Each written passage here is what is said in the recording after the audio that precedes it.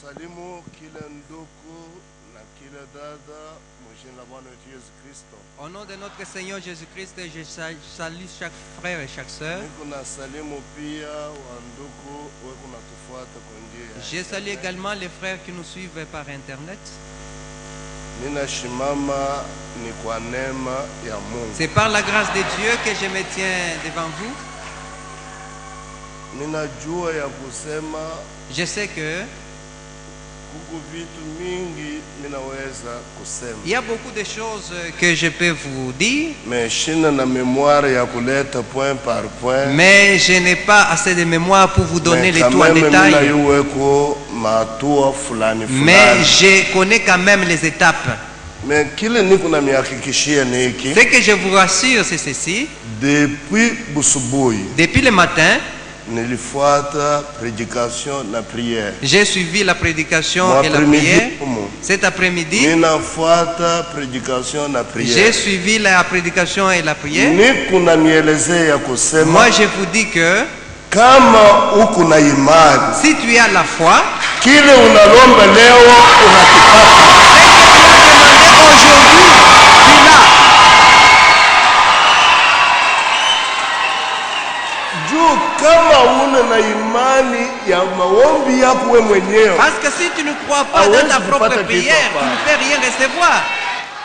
c'est pourquoi niko na mihakikishia C'est pourquoi je vous rassure na mutashuhudia. et vous allez le témoigner. Wale bote baliombe Mungu kitu Tous ceux-là qui ont demandé des choses à Dieu, ni juu ya matunzo yao, que ce soit pour leur santé, ni juu ya kitu fulani, que ce soit pour quelque chose d'autre, au nom de Jésus-Christ mupokea. recevez-le. Mujile la Yesu.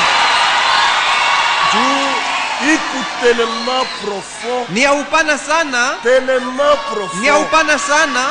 Nilikuwa naifuata Moi, mubiro. je suivais dans mon bureau. Ninasema Mungu Et ni wa master jao. j'ai dit que Dieu est merveilleux. Eko na bariki kanisa yake. Il bénit son église. Muprendre courage, Ayez courage, prenez hapana courage. kurudia nyuma. Ne rétrogradez pas. Hata Satan anakutabase, Même si Satan veut te la terrasser, victoire appartient à l'Éternel. ushindi ni kwa Bwana Mungu. Niko na mipatia ushuda yangu Je vous donne mon témoignage muparti mbili. dans deux étapes. Parti ya kwanza ni ya La première kampani, étape, c'est pendant la campagne. parti ya pili Et la ni seconde, ya magonjwa. c'est quand j'étais malade. Munajua wanduku wapendwa, Mais bien aimés, vous savez, atutumike kwa shebe nyewe. nous ne travaillons pas pour nous-mêmes. Kuku muntu mmoja eko Il natuangaikia, y a quelqu'un qui prend soin de nous. na kama mambo inatupita, Et si nous sommes accablés, tunapasha kuita grand frère. nous devons appeler notre grand frère. Est-ce que ba frère, munayua grand frère wetu? Est-ce que vous connaissez notre grand frère? Jina yake ni nani? Son nom c'est qui? Jésus-Christ. Okay. Baseur, Dada, munayua grand frère wetu? connaissez-vous le nom de notre grand Jina frère? yake ni nani? Son nom c'est qui? Yesu Kristo. Seigneur Jésus-Christ. Notre grand frère. C'est notre grand frère.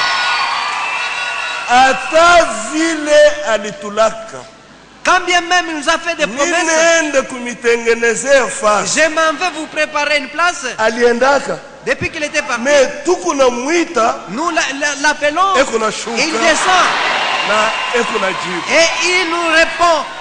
C'est pourquoi Raison pour laquelle niko na mshukuru, je suis reconnaissant vis-à-vis de lui. niko na mupikia asante. Je lui dis merci Juu kile niko kwa kushimama pa hii parce qu'à mimbari, maintenant devant vous, derrière cette mkono chair, ya Mungu. aujourd'hui c'est la main de Dieu. Mungu alinitosha mutabu ya ajabu Il sana, m'a relevé d'une grande chute, ya ajabu. vraiment dans une grande détresse. Sifa ipate kurudia kwa. Que la gloire lui soit rendue. Ninajua tulifanya kampani muda ya miezi 3. Nous avons pris 3 mois pour la campagne Mafasi mingi. dans différents lieux. na tuko na ma-invitation ya ba chef coutumier Nous avons des invitations des chefs coutumiers ba kumusumba. de Musumba. Kama Mungu anatuchunga, Si Dieu nous prête vie, kama Yesu ashikuyo, et si le Seigneur Jésus ne revient pas, tutarepondre ile nous invitation. allons répondre à ces invitations. Wakati nilienda na ekipe yote mujima, Quand je suis parti avec l'équipe de la campagne, kanisa ilituombea l'église avait prié pour nous. na pastor wetu aliniombea kwa kipekee Et mubiro yake. particulièrement, le pasteur avait prié pour moi dans son bureau. Alisema juu mimi nakumbukaka na maombi ya baba. Parce que moi, je me rappelle même des prières faites par les gens. Anasema Mungu ye huyu ekunenda. Et il a dit, il est en train de Mwende partir. pamoja naye. Pars avec lui. Ata tabu inamufikiria. Même s'il est tombé dans une détresse, We Mungu umwarashe. et que toi, Dieu, tu puisses l'arracher de Anaendelesha cette na vitu détresse. vingine. Il a continué avec d'autres Mais mots. wakati nilianguka malari, Et quand ndio j'étais nilikumbuka tombé ile maombi. malade, c'est alors que j'avais Peut-être fait allusion à pasteur cette anaweza prière. kusabu. Peut-être que lui, il peut oublier. Bwana alikuwa anakuya kwangu juu ya kunisalimia. Quand il venait me consoler à la maison, Nilikuwa namuelezea kusema pastor, je lui disais, pasteur, niku lazima na presence yako. j'ai besoin de ta présence. Juu maombi yako Parce que ta prière iko nanisaidia mu vitu mingi. m'aide dans beaucoup de choses. Ninapenda hata kuya kuniona ukuye juu ya kuniombea. Moi, je viens, que tu Pastor, viennes unaweza même pour kumbuka la prière. kule kuboyeri. Est-ce que tu peux te rappeler, je t'avais parlé de ça dans la boérie là.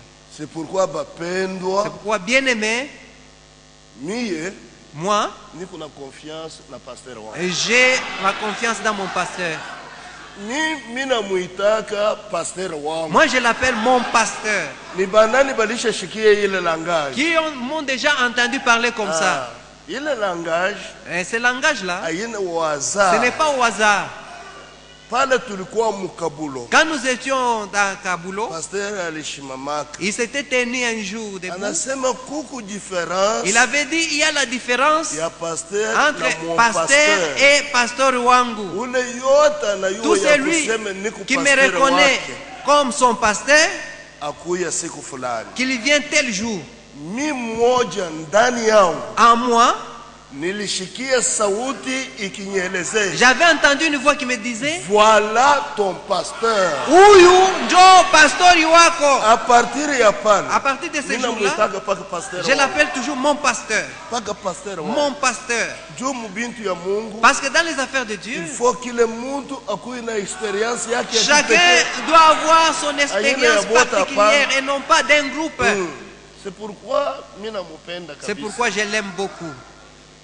Alichikia Il a accepté pamoja na administrateur yake avec tous les administrateurs juu ya kutupatia franga pour nous juu ya donner kwenda des moyens kufanya makampani. afin d'aller tenir les campagnes d'évangélisation. Ile franga ni kanisa C'est l'église njo ililetaka ile qui franga. avait donné cette somme d'argent. Kuku ba frère ba individu Il y a des frères en na particulier ba sœur ba et des individu sœurs en particulier bali supporter qui ont campagne. supporté la campagne. Ekipe yiku munene L'équipe est grande. hakuna namna ya kusema Il n'y a pas juu moyen ya de kula dire kwabo. de ce qu'ils Mais mangeaient. kuku bantu bale Mungu aliweka bintu paro ya Mais il y a ceux-là en qui Dieu avait mis les poids sur le cœur, kazi qui ont yote. supporté tout le travail. En tant que mutumishi wa Mungu Moi, comme serviteur de Dieu, bote tous, ni kwa mapriere que ce soit par la prière, ni kwa miotoka que ce soit par les mulitupatia véhicules tuvoyager que nayo vous nous avez confiés, ni kwa franga que ce soit par mulitupatia l'argent isutenire kazi ya que vous nous kampani. avez donné pour le soutien de l'œuvre Mabaraka de Dieu, yote ndani ya kampani. toutes les bénédictions qui Bantu accompagnent bote baliokolewa. la campagne d'évangélisation, Bantu les âmes qui ont bote été sauvées balitunziwa. et ceux-là qui ont été Bantu guéris bote balifunguliwa. et ceux-là qui étaient Ile déliés, baraka que cette imeshindikisha bénédiction na mwetu puisse vous accompagner aussi. kuya kwenu. Tulianza Palualaba. Nous avons commencé par Lualaba Palualaba et là, wapendwa, mes bien-aimés, unajua Febra name kunasema vous savez, le frère Branham dit toujours, Kama unakutanisha mtumishi yoyote pafasi, Si tu trouves un serviteur de Dieu à un certain endroit, kazi hapana kukritika. en train de travailler, il ne faut pas critiquer cette œuvre. Kupita lwako Passe kimya. outre. Ah, Juu kuko bitu binaweza kukufikiria. parce qu'il y a des choses qui peuvent revenir sur toi et toi tu ne les sauras pas. Vivre kitu kimoja. Nous avons vécu quelque chose. Frère, Mes frères, tunaanza kampani. nous avons commencé la campagne. Muntu mmoja wa mejumu Un homme magicien, anakuya juu ya kuteste. il était venu nous tester Juu ya yuo tuko na Mungu au hatuna na pour nous Mungu. éprouver si nous avons Dieu ou pas. Aliona saa tuko naye mu niveau moja. Il pensait que nous étions des magiciens aussi. Avant ya ye kuingia mukiwanja, Avant de fouler ses pieds sur le terrain, unabakia metre moja. il est resté 1 mètre Moto ilimwangukia mu mavazi. et le feu était descendu dans ses habits. Anarudia ekunenda na kulungula. Il est rentré en train d'être brûlé. Balimusaidia Et on kwa l'avait kuzima mioto aidé yote. pour éteindre le feu. Na ashikurudia Il tena. n'était plus rentré Na hakuna muntu alikuya kuchezea tena. et personne n'était kampani. plus venu pour nous éprouver. Kitu ya pili, La deuxième des choses, c'est un frère. ni ndugu moja, Niko na mielezeo ya kusema. je vous dis que Mambo ya kampani. les problèmes qui concernent la Hayana mambo campagne, yangu hapana. ce n'est pas mon affaire la campagne. Hata ina réussir. Que ça réussisse, Hata que iresir. ça échoue, Mwenye mambo eko. mais le propriétaire est là. Ule frère alikuwa diacre mu église moja quelque C'est part. un frère, il est diacre dans une église. Pale anaona deuxième jour. Quand il a vu le deuxième jour, Bantu baliamini et les gens avaient cru, na bantu banaanza kuleta ushuhuda. ils ont commencé à témoigner. Anaelezea bantu mpembeni ya Il avait dit aux kusema, gens que hii ni masikilizano ya bantu ba ça kulubumbashi. c'est un arrangement des gens qui sont venus de Lubumbashi. Banaelezea babantu juu Ils ya ont dit banete, aux ni gens bamambre yabo de ceux qui vont banakuya parler nao. comme témoignage.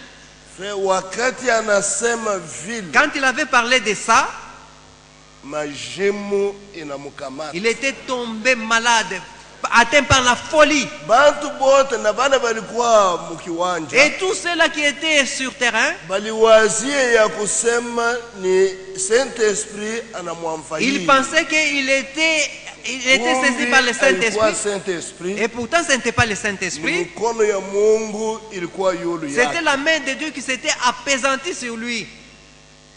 Mi nilisentir Moi, j'avais senti ya kusema ça c'est un démon. que c'était des démons qui l'agitaient. Ninaelezea frère alikuwa mpembeni. J'ai parlé au frère qui était à côté de Onesha moi. bale Dit à ceux-là ni problème ya démon ayena problème ya qu'il Saint-Esprit. est saisi par les démons, ce n'est pas le Saint-Esprit. Deuxième jour, Siku ya pili, majimu inakuya pili. la folie s'est accentuée. Anaanza kufukusha bantu. Il a anaanza commencé à kupiga chasser les bantu. gens, taper les gens. Troisième jour, Siku ya tatu, ndio siku pase mwamba alimaliza huko c'est le jour que le pasteur Mwamba avait terminé de prêcher ici. paye kupita pa Lualaba. Et quand il voulait passer par loi là-bas, Banamupresente ile on lui avait parlé de ces cas. alishuka mugari. Il est descendu de son véhicule. Alienda kuombea ule frère. Il est parti prier pour ses frères. Anasema mishi iwe kile ulifanya na Mungu. Il lui a dit ceci: je ne sais pas ce que tu as fait contre Dieu, Mais Mungu akushikirie mais que Dieu ait pitié de toi akuachilie hii mambo et que tu sois délivré na upone. et que tu sois guéri. Amen, amen. Amen, amen. Pasteur Le anenda pasteur est parti na ule nduku anabakia anapona. et le frère était guéri. Kuku prédication moya ni kusema Il y a une prédication qui dit: il fallait que Jésus-Christ passe par là. il faille Yesu Kristo apitie pale. Ni kusema kupita kwa pasteur Le Mwamba passage du pasteur Mwamba, ni kupona kwake. c'était la guérison du frère. Tunatoka pale. Nous sommes partis Mungu de là aliokoa manafsi et mingi. Dieu a sauvé beaucoup d'âmes Na Mungu alitunza bantu et il mingi. a guéri beaucoup de gens. Peut-être Saa zingine, comme je vous parle, moi je vous donne ces rapports. Pour la guérison divine, uponyaji wa Mungu, si tu as la foi là où tu es assis, et la prière que tu as faite le matin et cet après-midi, et le témoignage que je suis en train de donner, Dieu te guérit. Frère, je ne mens pas, je suis un Wandugu, serviteur de Dieu. niko mtumishi wa Mungu, mimi simidanganye. Et toi-même tu vas le témoigner. Tu vas dire, quand j'avais entendu, et là où je souffrais, en tout cas la maladie est partie. Nous sommes arrivés à Kasaji. La campagne de Kasaji, nous avons pris l'argent que nous avons pris à partir d'ici. Et nous avons pris aussi l'argent de l'église de Likasi. L'église qui avait délégué quelqu'un avec l'argent pour la préparation de la campagne. Là à Kasaji. Dieu a fait des merveilles. Beaucoup d'âmes ont été sauvées. Ceux qui étaient liés étaient déliés. Les gens étaient guéris. Il y avait un magicien.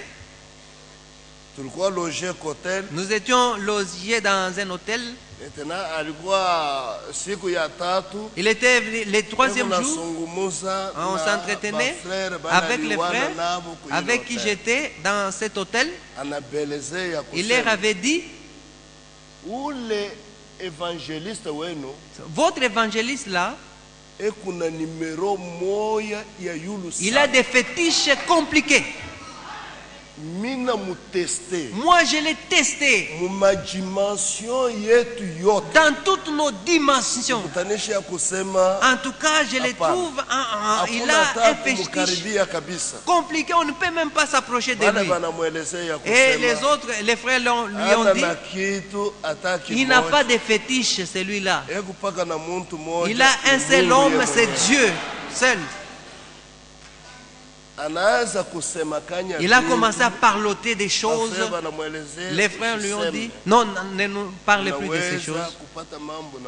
Tu risques d'avoir des problèmes contre Dieu. Wandu, il est rentré chez lui à la maison. Je ne sais pas si c'était le troisième jour. On a commencé à sentir l'odeur. On l'a trouvé, il était mort. Il y avait 3 jours. Il commençait même à dégager. Quand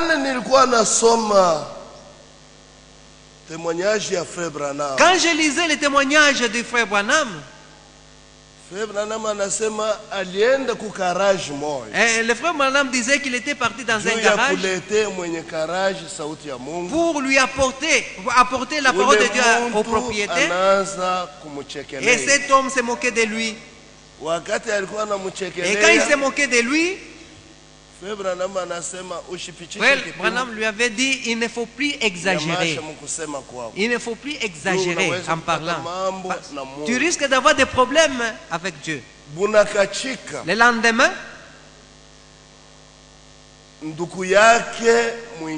son frère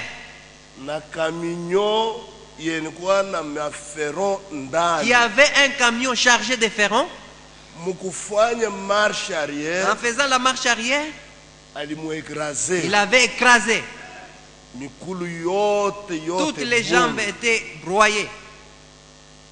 Le frère Branham dit, vous voyez, un serviteur de Dieu, il ne faut pas se moquer d'un serviteur de Dieu.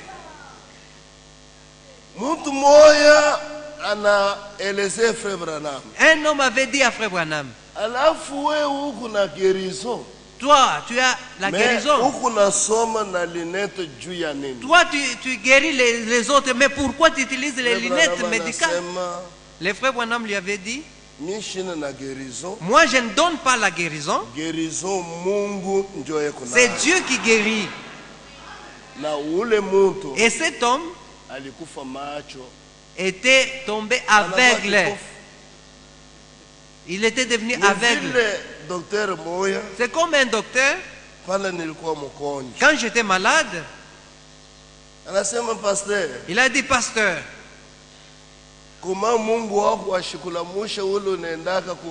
les dieux là que tu sers, avec qui tu utilises pour prier aux gens, pourquoi il ne vient pas te relever? Moi, je m'étais révolté ces jours-là, je ne pouvais pas supporter.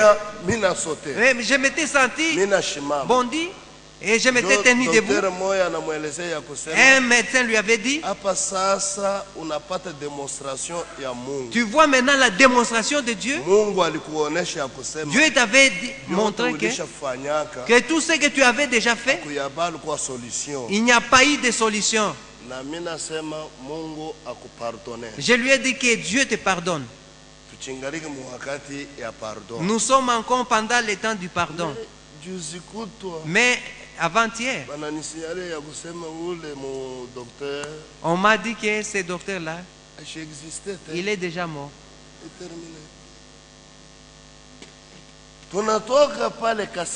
Nous sommes partis de Kasaji. Nous sommes partis à Sandoa. Dieu a fait de grandes choses là-bas. Il a guéri les malades.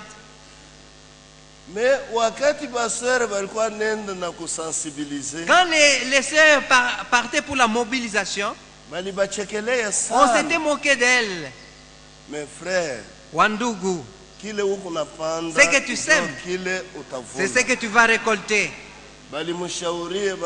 On lui avait donné des conseils, ne fais pas ça. Deuxième jour, Siku ya pili, son enfant de 12 ans était décapité et on était parti l'enterrer. Il était mort. Ndugu moja akiwa Mingurumu, il vendait des bandes, des livres et autre chose, des disques et autres. Il a commencé à faire des bruits. Non, allez-vous-en avec votre affaire de campagne. Vous êtes venu chercher de l'argent. On lui avait défendu de parler de la sorte. Et ils se sont séparés. Et pendant la nuit, frère, Wandugu, les matins, dans la maison il n'y avait pas de courant. Il n'y avait pas de braseau. Il n'y avait pas de feu. Il avait trouvé que le feu avait déjà brûlé toute sa boutique. Le feu avait brûlé seulement sa marchandise, sans toucher au plafond. Il a commencé à pleurer. Il a dit, ces gens ce sont des sorciers, ils m'ont envoyé leur Dieu. Regardez maintenant ce que leur Dieu a fait. Il a commencé à pleurer. Il avait perdu toute sa marchandise. Nous sommes restés là-bas, mes bien-aimés. Dieu a œuvré à Sandoa. Vous savez, il y a des églises à Sandoa, des fausses doctrines. Moi, je ne sais pas après nous ce qui est resté. Parce que ce qu'ils pensaient, ils n'ont pas vu. Ils disaient non, ils sont en train de vendre la prière contre 200 francs. Ils demandent de l'argent. Mais après la campagne, on a demandé à personne de l'argent. Et les gens commencent à dire, vous nous avez trompé. Ces gens-ci ont la vérité, ils n'ont pas demandé de l'argent.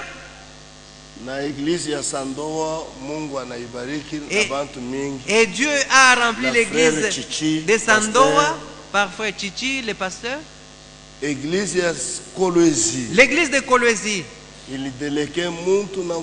avait délégué quelqu'un avec de l'argent, le frère Chansa. Et avec l'argent que nous avions, nous avons supporté la campagne jusqu'à la fin.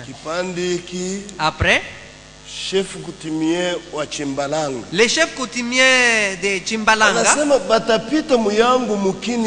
Il a dit comment est-ce que ces gens peuvent passer dans mon village? Est-ce qu'il n'y a pas des gens qui nécessitent le salut? Il a quoi à l'improviste? Touche. Nous sommes dit nous devons y aller. Nous sommes partis à Chimbalanga. Nous avons été logés à Putulu. Mais bien aimés, il ne faut pas se plaindre dans les affaires de Dieu. Ce n'est pas bien. Dieu avait pris soin de nous. Maintenant, nous avons prêché la parole de Dieu. Les gens avaient cru. On se disait où est-ce qu'on va les envoyer? C'est là, ce sont des nouvelles lumières, les autres tonneristes, les autres disent Branham est Dieu. Et pourtant au milieu de nous il y avait un diacre de Cassage. Nous avons parlé avec lui. Il avait dit, pasteur, moi je peux rester ici. J'ai appelé le pasteur Mutombo. Je me suis dit que je ne peux pas prendre une décision sans lui en parler. Je lui ai demandé s'il pouvait permettre que ce diacre reste à Chimbalanga.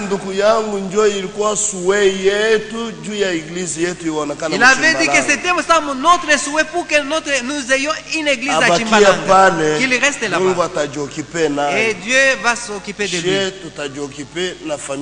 Nous allons nous occuper de sa famille ici.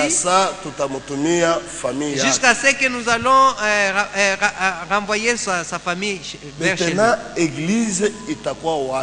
Maintenant, où serait l'église?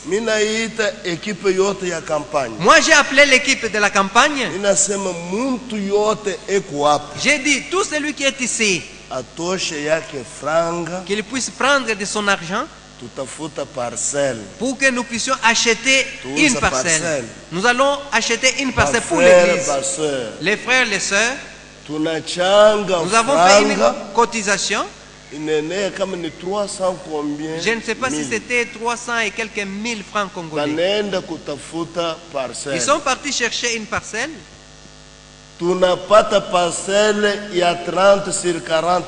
Nous avons trouvé une parcelle de 30 sur 40. Nous l'avons achetée. Je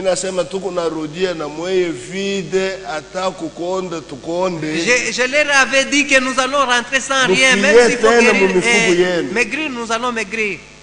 Nous allons encore rechercher dans nos sacs. Nous avons fait la deuxième cotisation. Nous avons acheté des briques. 25 000 briques. 25 000 briques. Four mojim. Tout un four. Construction. La construction. Frère. Wandoug.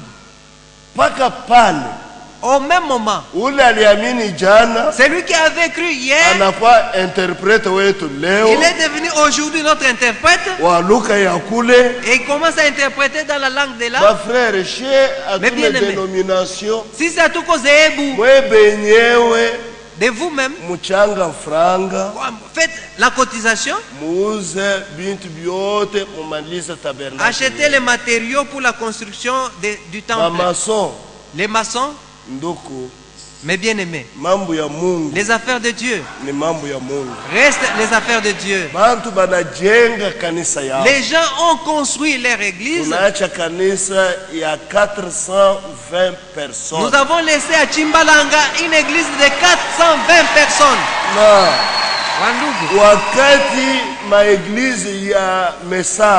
Quand les églises du message, cependant les églises du message ont 40 personnes, 30 personnes avec leurs fausses doctrines. Quand nous sommes arrivés en Angola, on nous a appelés nous disant que la construction était arrivée au niveau de l'Esto. Comme la parole de Dieu dit, mon œuvre ne peut pas prospérer entre les mains de quelqu'un d'autre. C'est lui-même Dieu qui construit. Et aujourd'hui, nous avons une grande église à Chimbalanga. Que Dieu soit loué pour cela. Et c'est le long de la route un bon emplacement. Nous sommes partis de là. Ndio tuningie barabara moya bekuna yita ya shetani. Nous avons emprunté un chemin qu'on appelle le chemin du diable. Ce n'est pas un bon chemin, une bonne route. Dieu nous a fait passer sur cette route-là sans avoir de panne. Kafankumba ni cité ya catholique. C'est une cité pleine de catholiques. Les frères ont mis leurs affiches au marché et devant leur église. La nouvelle est arrivée même jusqu'à Rome. Ils ont dit que ces gens-là ne doivent pas tenir la campagne d'évangélisation à Kafankumba. Les frères nous ont appelés. Nous avons dit que c'est l'affaire de Dieu. Si le ciel s'ouvre, personne ne peut nous empêcher. Je leur ai posé la question. Vous n'êtes pas mis d'accord avec les catholiques. Allez leur dire, leur parler. Maintenant, allez chez eux. Vous allez leur demander pardon de ce que vous avez fait. Parce que c'est une mission catholique dans laquelle vous avez implanté des pancartes et des affiches. Après, vous allez leur demander s'ils ont des chaises à faire louer. Les frères sont partis. Ils ont demandé pardon. Les prêtres leur ont dit, c'est par là que vous devriez commencer. Nous demander la permission. Comme ce sont les affaires de Dieu, nous ne pouvons pas vous la défendre. Quand bien même on nous a donné l'ordre de ne pas tenir la campagne ici, vous allez tenir votre campagne. Mais pour votre visiteur là, prenez 10 chaises. Allez les placer là-bas pour qu'ils se mettent. Mais ne nous injuriez pas. Parce que vous injuriez les gens, les églises. Quand la parole de Dieu a commencé à être prêchée, Wandugu, c'est un mauvais milieu. Premier jour, siku ya kwanza, la manière dont les gens ont cru, la manière dont les gens étaient guéris, tout Kafankumba était confus. Ils ont dit, nous n'avons jamais entendu parler de ces choses. Mais ce prédicateur ici, où est-ce qu'il a appris la théologie? Les frères ont dit que c'est la théologie venant de Dieu. Et nous sommes rentrés à la maison. J'étais surpris en voyant les frères qui sont venus. Nous venons avec celui-ci, c'est lui le grand féticheur d'ici. Mais ça a commencé comment? Il a entendu la parole de Dieu de chez lui qui lui disait, va chez eux. Il prêche la parole pour ton salut. Moi j'aime que tu sois sauvé. Tout ce que tu fais là, ce sont des mensonges. Moi j'étais assis, je l'ai regardé. Il a livré tout ce qu'il avait. C'était des sacs et des sacs de fétiches. Moi j'ai pris la parole. Je lui ai fait voir que C'est toi-même qui as pris la décision. Sans influence d'aucune personne. Ces choses ici, c'était pour toi une source de gain. Ses frères ont commencé à pleurer. Mais comment est-ce que nous allons vivre? Comment est-ce que nous allons nous supporter? J'ai pris la décision de brûler ces choses.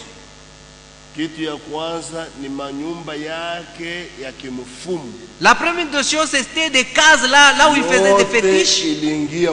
On avait tout brûlé. Nous avons tout brûlé. Après, je demande le baptême. Je dois être baptisé. Il a été baptisé. Il a dit, moi que vous voyez, tous les pasteurs qui viennent souvent, et ils viennent, tous les pasteurs viennent chez moi pour que je puisse leur donner des gris-gris qui peuvent leur donner le pouvoir, mais quand je vous observe, vous êtes différents de tous les autres pasteurs.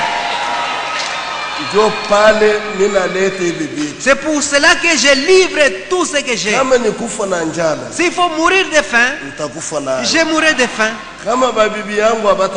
Si mes femmes vont manquer les habits, ils vont le manquer. Mais le Dieu en qui j'écris, il prendra soin de moi. Wandugu, nous l'avons baptisé. Si vous avez des disques, peut-être vous voyez comment est-ce que nous avons brûlé les cases et autres. Le deuxième féticheur était venu.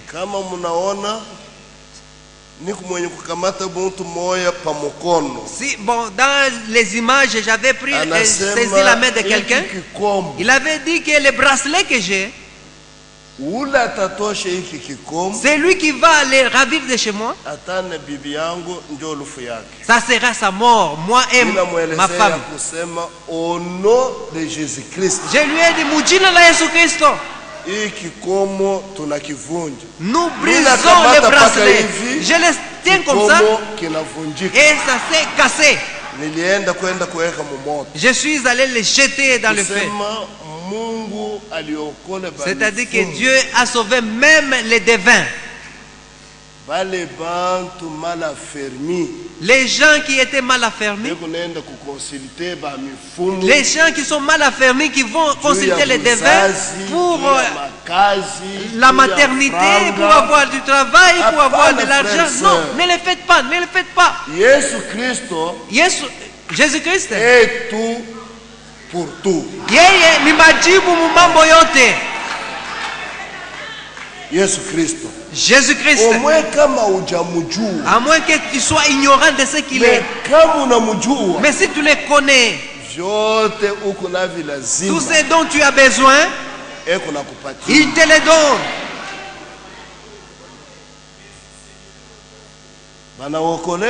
Ils étaient sauvés. Les diables ne se fatiguent pas. Et la femme du féticheur était enceinte.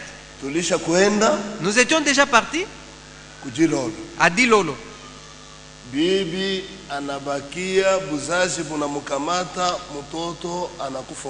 Et la femme là avait... L'enfant était mort dans le ventre de sa mère. Vous savez, ce sont des problèmes au village. Ces frères-là, on avait pris cet enfant mort-né. Ils sont allés l'enterrer. À 16 heures, les gens étaient là au deuil. Ils s'étaient mis debout. Il est parti à l'église. Il a écouté la parole de Dieu. Alors les membres de sa famille ont commencé à dire, tu as livré ton enfant, ton bébé à l'église, tu as sacrifié. Il leur a répondu, c'est Dieu qui m'avait donné cet enfant. C'est Dieu qui vient de le reprendre. Moi je n'en peux rien. Sachez que je ne reculerai jamais pour servir encore le diable. C'est révolu. Si c'est la volonté de Dieu, un jour vous les verrez au milieu de nous. Nous sommes partis de Kafankumba. Nous sommes partis dans une mission qui était difficile en Angola. D'abord, on ne voulait pas que nous ayons des visas. On a dit que ce sont des Congolais. Il y avait une église qui s'était révoltée en Angola. Et il est allé avec les gens, les brebis, dans la brousse.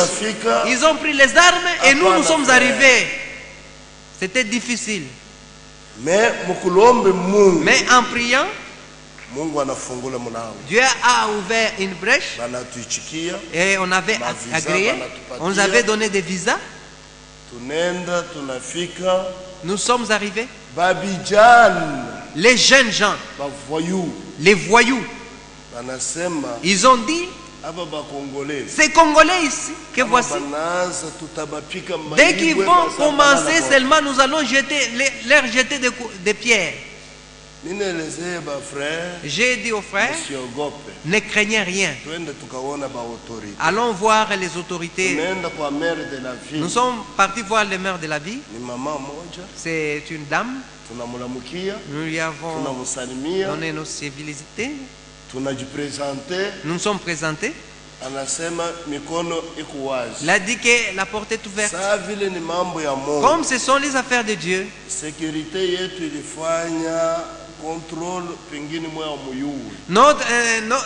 nos agents de sécurité, on a déjà tout contrôlé et vous n'avez pas d'armes. Vous n'êtes pas venu faire la politique. Allez tenir votre campagne d'évangélisation. Nous sommes dans une région qui est compliquée, difficile. Et les enfants, même aux enfants, il y a des fétiches. Tout à Mikinga. Il y aura des policiers qui vont vous sécuriser. Mais toi, prédicateur, dis à ton équipe, ne faites pas la politique ici. Ne parlez pas de la politique. Prêchez uniquement la parole de Dieu. Comme tu viens de Lubumbashi,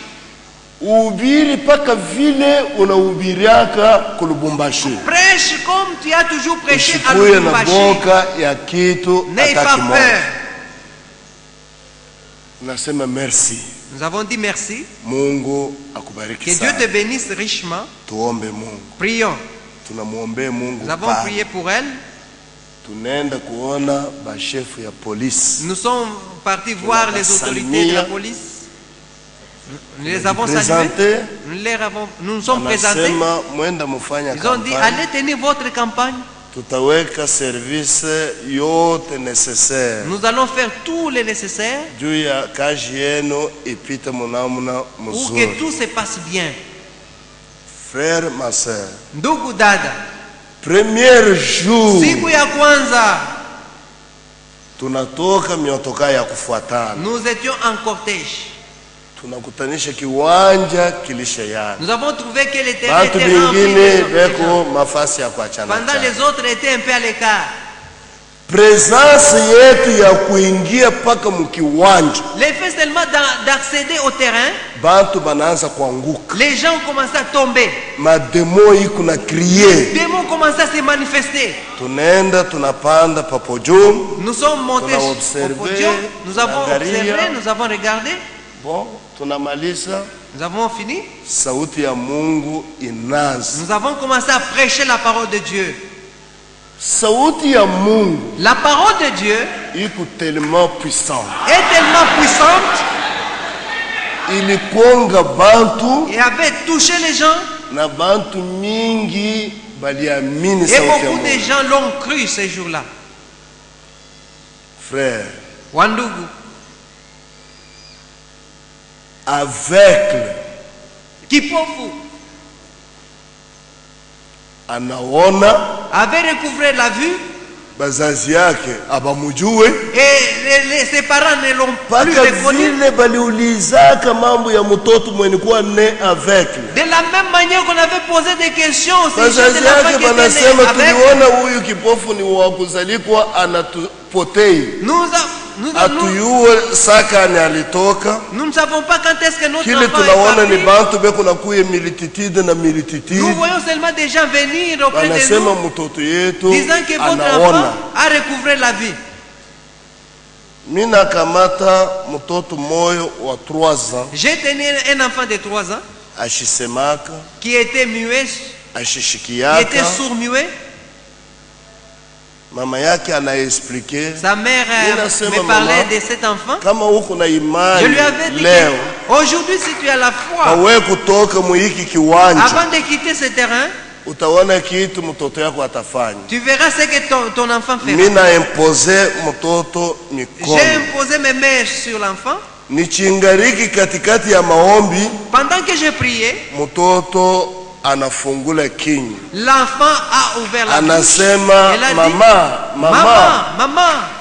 Mwanamke mmoja alikuwa hapa. La femme qui était à côté là-bas, anafungula macho. Elle a ouvert les yeux. Anaangalia, anabeba appareil yake. Elle a pris son appareil. Anaanza kuenregistrer ule mtoto. Elle a commencé à enregistrer. Miningia m'extase. J'étais saisi par l'esprit. Mina maliza maombi. Et quand j'ai terminé à prier, kumupatia mtoto yake, en lui remettant son enfant, mtoto yako nashikia, l'enfant écoutait déjà, mtoto yako nasema, et parlait.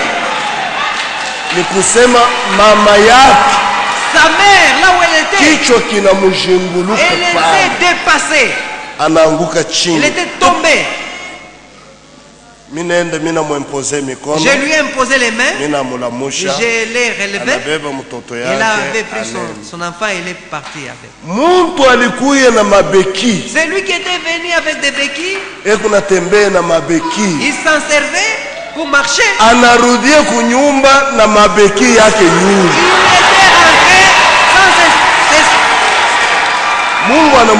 sans Dieu l'avait déjà guéri. Instantanément. Peut-être que c'était 4 ou 3 aveugles qui avaient recouvré la vie. Il y avait beaucoup de fous qui étaient guéris. Après la campagne, ceux qui voulaient nous lapider, ils ont commencé à demander pardon. C'est alors que nous sommes allés dire au revoir à la police et au maire de la ville. Et là, à la police, on nous avait dit, peut-être vous n'avez pas compris, vous n'avez pas vu. Mais nous, nous avons vu ce que votre Dieu a fait. Dieu a réconcilié les gens. En tout cas, beaucoup de gens dansent. Nous les avons vus se tenir là-bas. Nous avons vu les gens qui ont, les sourds qui ont entendu, les muets qui ont parlé, les aveugles qui ont vu. Cette affaire est arrivée jusqu'à la présidence. Ils ont dit, si Dieu vous ouvre encore une voie de venir en Angola, vous n'allez plus vous limiter dans une seule province. Vous allez sillonner partout dans l'Angola. Parce que ce que nous venons de voir, c'est du jamais vu. Beaucoup de gens ont cru. Nous n'avons jamais vu des choses pareilles. Et là, il avait dit que ni comme pentecôtiste, je suis pentecôtiste. Si nous avions un prédicateur comme toi, notre église devrait aller très loin. Nous ne baptisons pas les gens. Je lui ai dit, le message que j'ai prêché était prédestiné aux pentecôtistes. Quand ils l'ont rejeté, Il y a un cri dans la Bible. Inasema sortez du milieu d'eux. Tunatoka, tunaembrace hii message. Nous avons accepté ce message. Ndio kile unaona na macho yako. C'est ce que tu viens de constater par tes propres yeux. Anasema kama mnapenda kui. Il dit si prochainement si vous voulez venir, vous voulez, vous avez besoin de visa, prenez mon numéro de téléphone. Vous allez nous téléphoner, nous allons donner l'ordre pour qu'on vous donne les visas parce que nous avons testé même votre manière de prêcher. Les voleurs reconnus dans cette ville, nous les avons vus là-bas, ils ont cru. Impossible. Les gens difficiles dans le comportement, nous les avons vus là-bas. Ils pleurent de leurs péchés. Nous voyons que vous avez Dieu, un Dieu véritable. Donc on nous a invités en Angola. Si le Seigneur Jésus là, nous irons en Angola. De l'Angola, nous sommes partis à Dilolo. La manière dont on nous avait accueillis à Dilolo, Wandugu, moi-même et toute l'équipe, nous étions émus, nous avons dit que à Tustaili, mais à cause de Jésus, c'est à partir de Dilolo que les histoires, que la maladie a commencé. Mais bien aimé, depuis mon ministère, depuis que j'ai commencé à prêcher, soldat wa Yesu Kristo. Je suis askari wa Yesu Kristo. Pourquoi j'ai dit cela? Pourquoi j'ai dit que je suis soldat de Jésus-Christ? Le frère Branham dit il y avait une organisation dans le pays. Défilé ya basoda. Il y avait un défilé de soldats. Basoda balipita mu makadance na mabunduki. Ils sont passés, ils ont défilé avec leurs armes. Mais après bale basoda kupita, après leur passage, soda moya anakuwa kutokea. Il y a un soldat. Balimuona sa wa majimu. On pensait que c'était un fou. Il avait des habits en lambeau qui avait la tenue qui était en lambeau. Il s'était tenu devant. Il avait cicatrices. Sa tenue. Il avait exhibé ses cicatrices. Et le président lui avait posé la question. Qui est celui-là? Voyez cette tenue. Donc, ma cicatrice, les massage c'était des blessures, des couteaux et des balles pour la défense de notre pays. Le président, arrête. Il était touché, il avait dit, il avait promis des grades.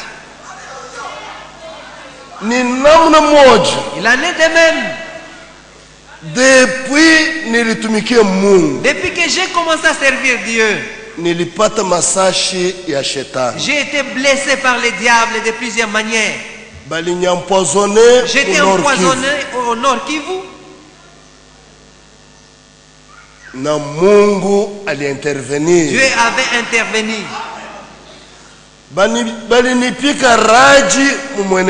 On m'avait foudroyé à Mweneditu. Dieu avait intervenu. J'étais foudroyé à Kiembe. Dieu avait intervenu. J'étais vis-à-vis des lions. À Sampwe. Le pasteur Ngambi connaît cette histoire. J'avais parlé aux lions disant, si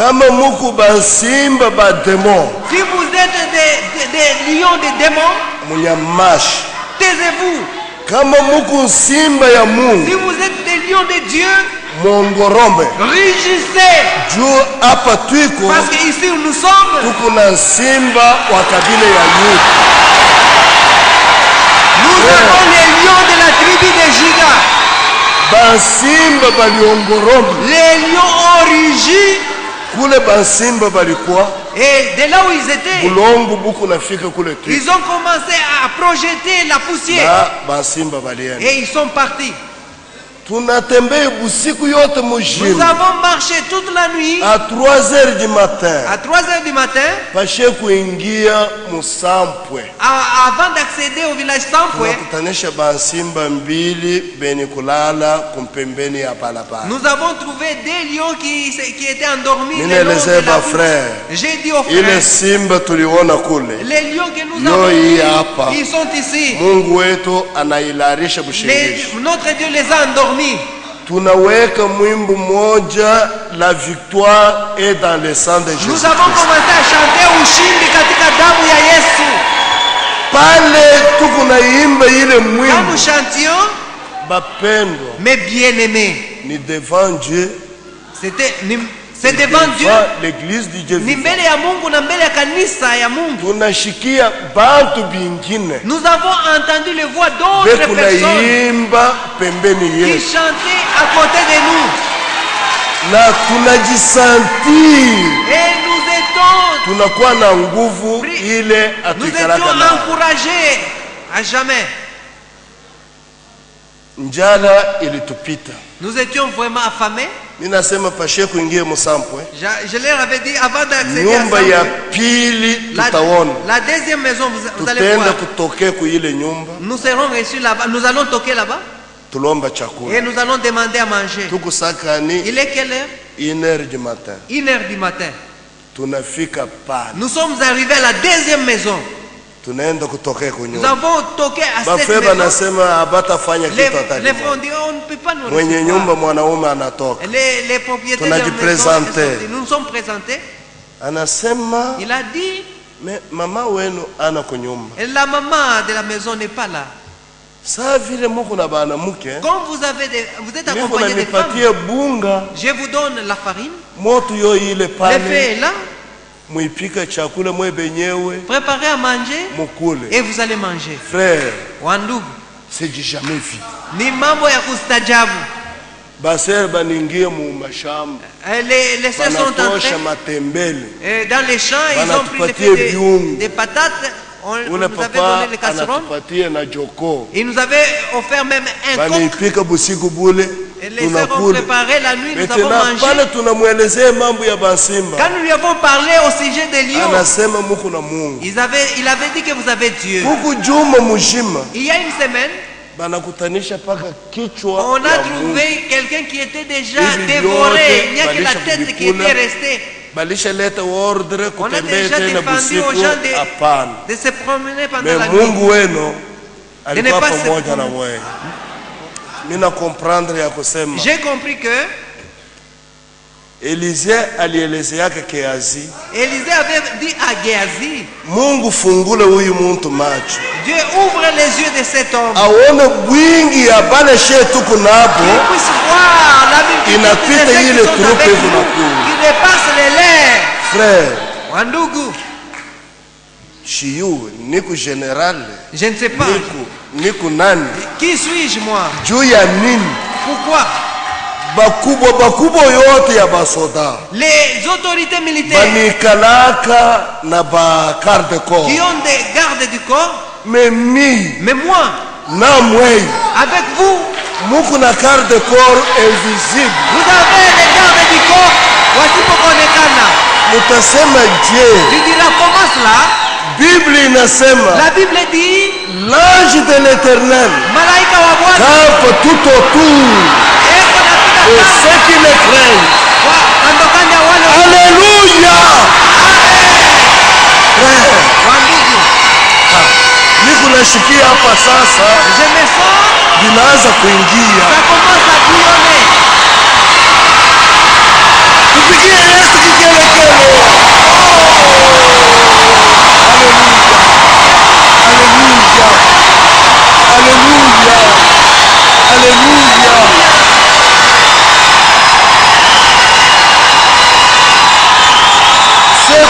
pourquoi Jokomana.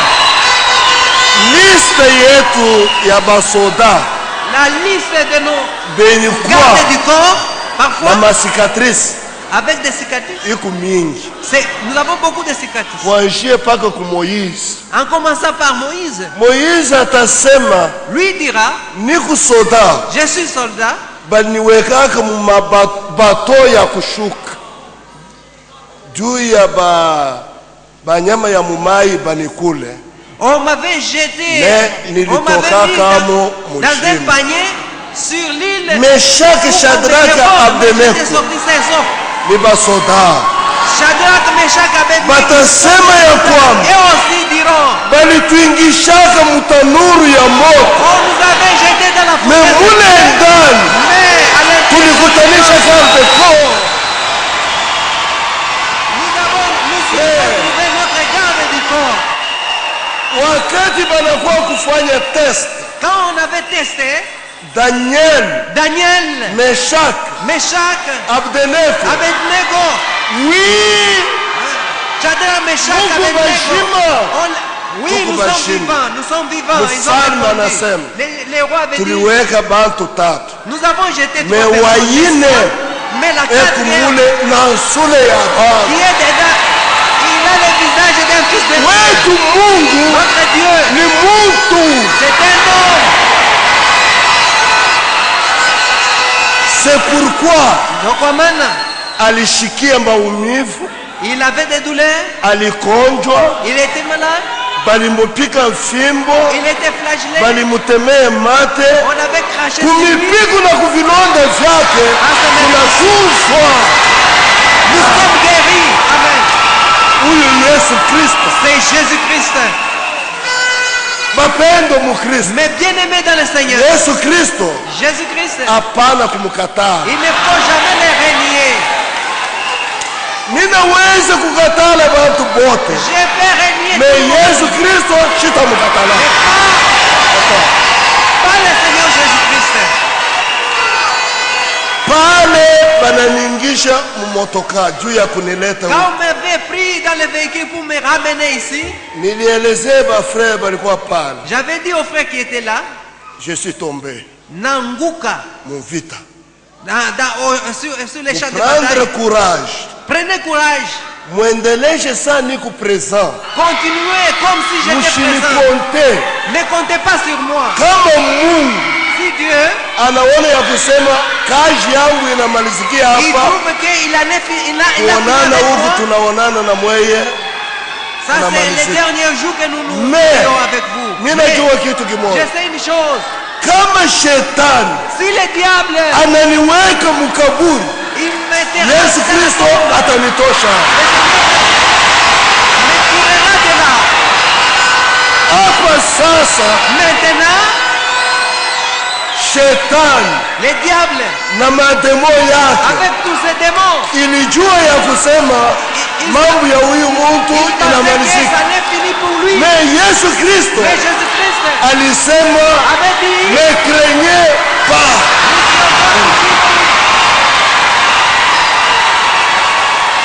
C'est pourquoi Jokomana, niliombe Mungu, j'avais prié Dieu. ninamwelezea ya Je lui kusema avais dit ceci. badui yangu, angalie vile wananifanya me ushinisa. Tu as vu ce que mes ennemis m'ont fait. Niko mwenye kulala, J'étais endormi. minaona hii ekritiri inakuja. J'ai vu cette écriture venir auprès de moi. Psalm 41. Zaburi makumi nne na moja.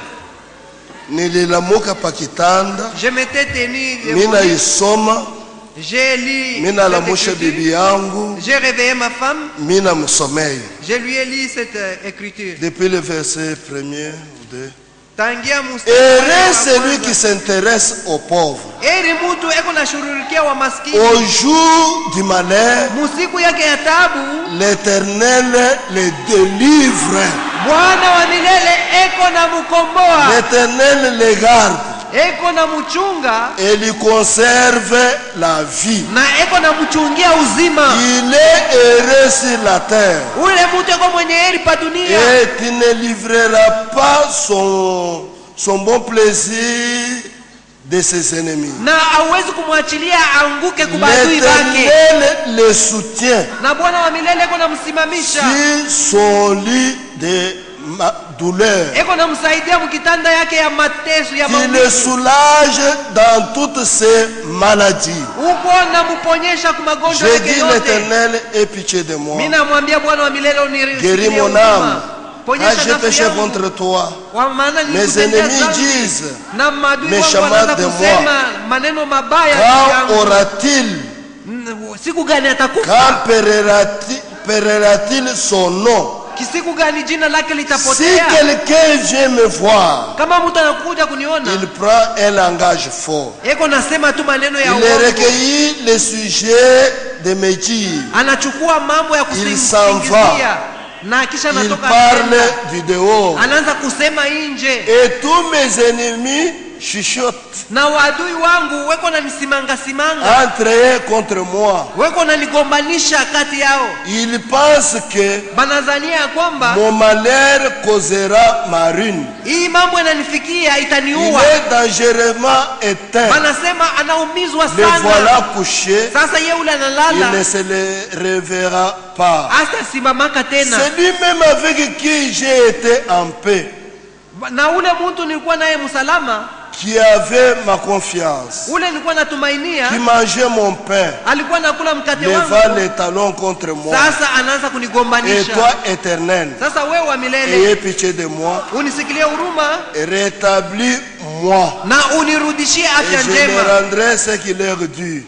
Je connaîtrai que tu m'aimes. Si mon ennemi ne triomphe pas de moi, qui a soutenu à cause de mon intégrité, qui m'a placé pour toujours à ta présence. Béni soit l'Éternel, le Dieu d'Israël, d'éternité en éternité. Amen, amen. Wakati nilisoma hii écriture, quand j'ai lu cette écriture, j'ai réveillé ma femme. Je lui ai dit, écoute ce que j'ai vu. Je lui ai lu cette écriture. Nous avons prié. Je lui ai dit, frère, j'ai vécu l'écriture. Il y a Psaume 105, Zaburi 105, verset 15. Mstari wake 15. Ne touchez pas à mes oins Musiguse wapakaliwa wangu et ne faites pas du mal aux prophètes. Na msitende mabaya kwa manabii wangu. Moi, j'ai expérimenté cette écriture. J'ai vu ce que Dieu a fait aux gens. J'ai expérimenté la parole de Dieu. Wakorintho wa kwanza 12. Si un membre souffre, kama kiungo cha mwili kinateseka, tout le corps souffre. Ni mwili yote mzima inakuwa mgonjwa. Magonjwa yangu, ma maladie, souffrance yangu, ma souffrance, ce n'est pas seulement pour l'église de Lubumbashi. Il y a atteindre na ku extrémité de la terre, partout dans le monde.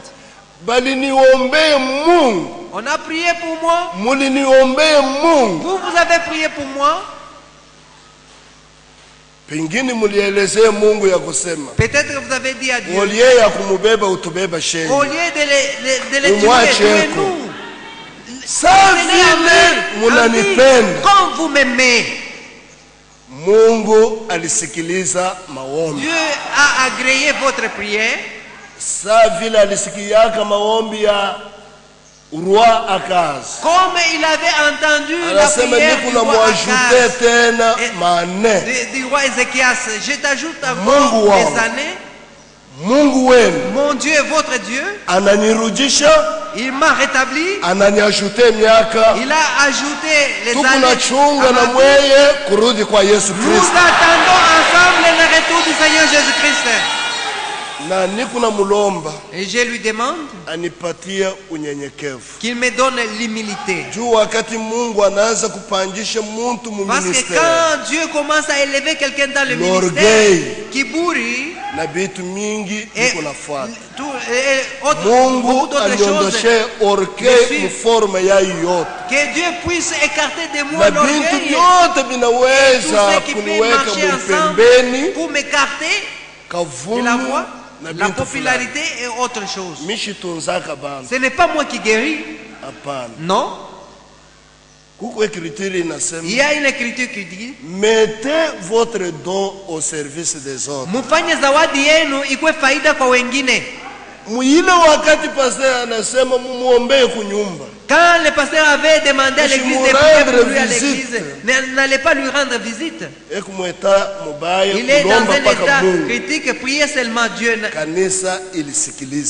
Et l'église avait compris. Et il y a une sœur. Elle était venue de la frontière pour l'amener à l'hôpital, aux cliniques universitaires. Quand ils sont arrivés devant ma maison, il avait demandé au chauffeur avant que je n'arrive à l'hôpital, mon pasteur est dans cette maison, qu'il prie pour moi, après nous irons à l'hôpital. Ils sont entrés avec le maman. Quand la sœur avait parlé, moi j'ai commencé à penser l'état dans lequel j'étais. Comment je dois prier pour elle? Je ne parlais même pas. J'ai entendu une voix intérieure. Inasema mettez votre don au service des autres. Anasema utumikishe zawadi yako kwa faida ya wengine. Inasema iko mu Bible. J'ai dit c'est biblique. Mais hii sauti inakuja je? Comment je viens d'entendre ça? La sœur a parlé. De ce que les médecins à la frontière lui ont dit. Peut-être qu'elle ne va pas arriver à Lubumbashi. Moi, je m'étais relevé. Je lui ai imposé les mains. J'ai prié Dieu. Et après avoir terminé, je lui ai dit que Dieu te guérisse. Ils sont partis avec banafika mu barrière yangu banafungule potier ya motoka. Ils ont franchi la barrière. Sera anashikia mu maungu ugonjwa yote inamalizika. La sœur avait senti qu'elle était complètement guérie. Anasema tutaenda tena kwa hospitali. Nous n'irons plus à l'église, à l'hôpital. Turudie ku Kasumbalesa. Rentrons à Kasumbalesa. Jusqu'à aujourd'hui, kufikia na leo, sera yako mujima hakuna tena malade. Elle n'est plus malade. Wakati niko ku Zambie, quand j'étais en Zambie, niko nafanya kiné. Moi je suivais les séances de kiné. Moi je ne savais pas comment ça se passait. Moi j'avais vu, on avait amené quelqu'un qui avait des béquilles. Oh pasteur, tu dois prier pour ces malades. Moi j'ai dit mais je suis les kinés. Mais comment est-ce que je vais prier pour cet homme? Mais on va me traiter d'un aventurier. J'ai entendu la voix intérieure qui me disait au service du Seigneur. Je me suis étonné. J'ai prié aux malades. Et ils sont partis avec leurs chaises roulantes et leurs béquilles. Le matin, quand cet homme-là était réveillé, moi je ne sais pas, il n'avait plus de béquilles. Il marchait normalement. Jusqu'aujourd'hui, il ne se sert plus de ses béquilles. Dieu l'a guéri. Nous sommes montés au 4e étage. Nous avons trouvé un malade. Frère, l'humanité c'est l'humanité. Ouais, moi malade tel que je suis, mais priez pour les gens malades. Quand tu es malade, le diable commence à te montrer des choses. Il a commencé à me montrer beaucoup de choses. Mais Dieu consolait toujours mon âme. Nous sommes arrivés au 4e étage. J'ai trouvé une dame clouée au lit. Il était vraiment prêt à mourir. entre la vie et la mort. Nous avons prié Dieu. J'ai dit à sa famille, c'est Dieu qui guérit. Si vous avez la foi, vous verrez.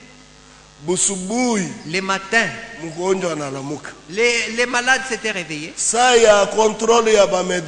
quand le médecin devait faire la tour de salle, et elle avait dit au médecin que je ne suis plus malade.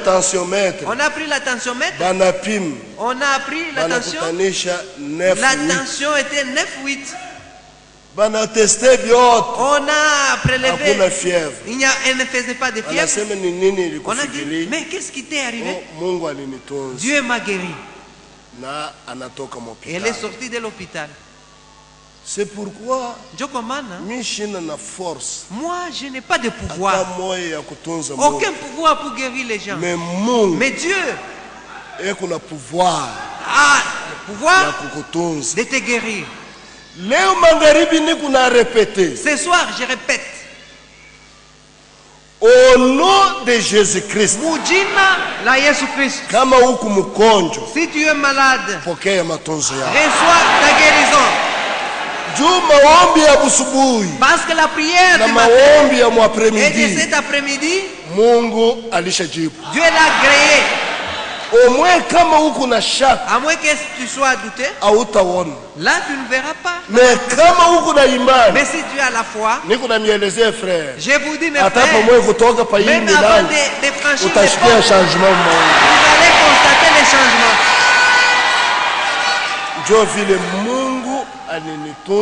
C'est ce que Dieu a fait de moi, c'est comme ça qu'il m'a guéri. Et je suis rentré au milieu de vous. J'ai dit merci à mon pasteur pour tout soutien que tu as fait à ma faveur dans ta prière et ton assistance. Mais bien aimé, si vous avez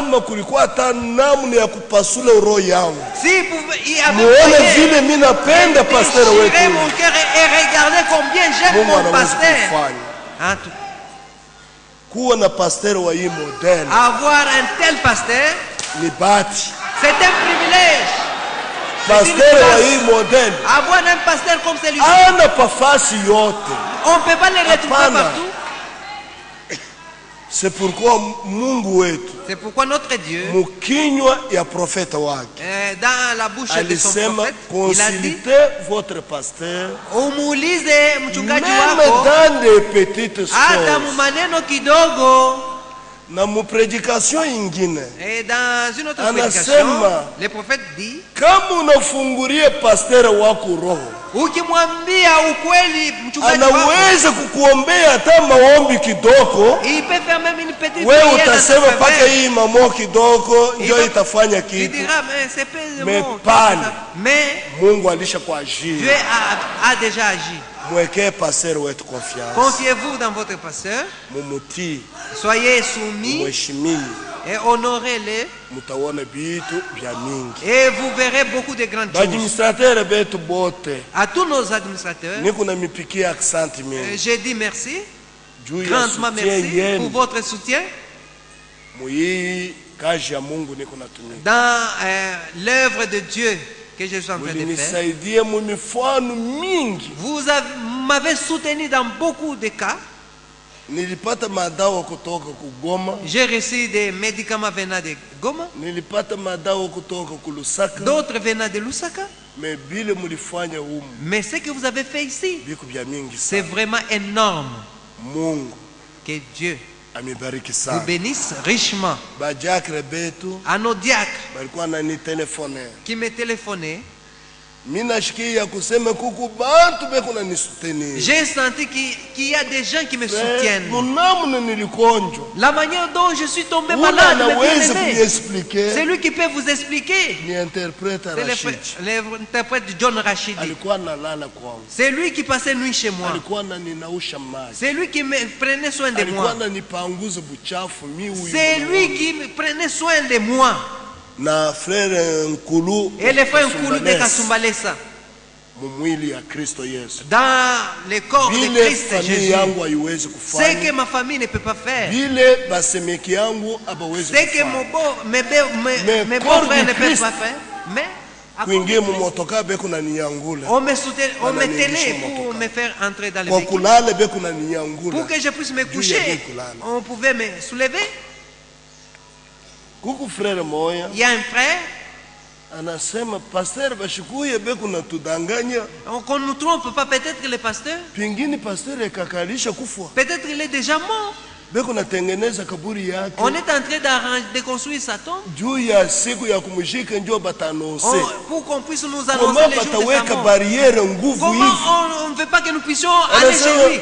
Pasteur, nilifanya violence. Je me suis fait violence pour que je puisse venir te voir à l'hôpital. Comme je viens de te voir couché, et la sœur était là, c'était là la je me suis dit, bon, comme la sœur ne pleure pas, le pasteur, si le pasteur vous parle de quelque chose, ne soyez pas comme des Thomas. Il faut que je puisse constater